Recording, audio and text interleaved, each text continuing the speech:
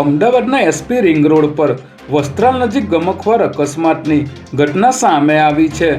જેમાં અકસ્માતમાં મોતને ભેટનાર દંપતી મંદિરમાં દર્શન કરીને પરત ફરી રહ્યા હતા ત્યારે વસ્ત્રાલ રિંગ રોડ પર આવેલ પાંજરાપોળ નજીક બેફામ ગતિએ આવી રહેલી ટ્રકે તેમના બાઇકને ટક્કર મારી હતી, જેથી 62 વર્ષીય કાંતિભાઈ પટેલ અને 60 વર્ષીય દક્ષાબેન પટેલનું ઘટના સ્થળે જ મોત નીપજ્યું હતું।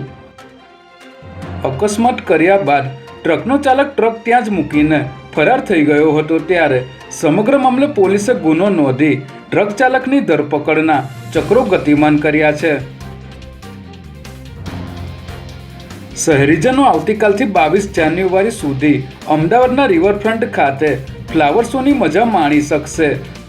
અમદાવાદ મ્યુનિસિપલ કોર્પોરેશન દ્વારા 1 જાન્યુઆરીથી ફ્લાવર શોનું આયોજન કરવામાં આવ્યું હતું, પરંતુ 7 દિવસના રાષ્ટ્રીય શોકને પગલે મુખ્યમંત્રી ભૂપેન્દ્ર પટેલના હસ્તે આવતીકાલે સવારે 9 કલાકે ફ્લાવર શોને ખુલ્લો મૂકવામાં આવશે। ફ્લાવર શોની મુલાકાતે આવનાર મુલાકાતીઓ તેમનો અભિપ્રાય ડિજિટલ સ્વરૂપમાં આપી શકે તે માટે QR કોડ સિસ્ટમ પણ રાખવામાં આવશે।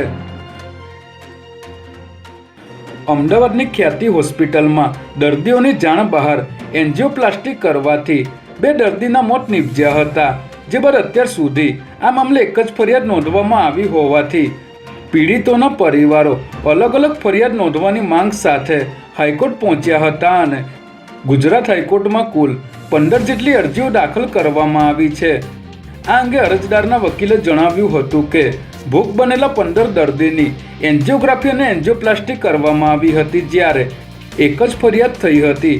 એટલે હવે દરેક દર્દીઓની અલગથી ફરિયાદ નોંધવામાં આવે, જેથી તેઓ આગામી સમયમાં પોતાનો પક્ષ રજૂ કરી શકે।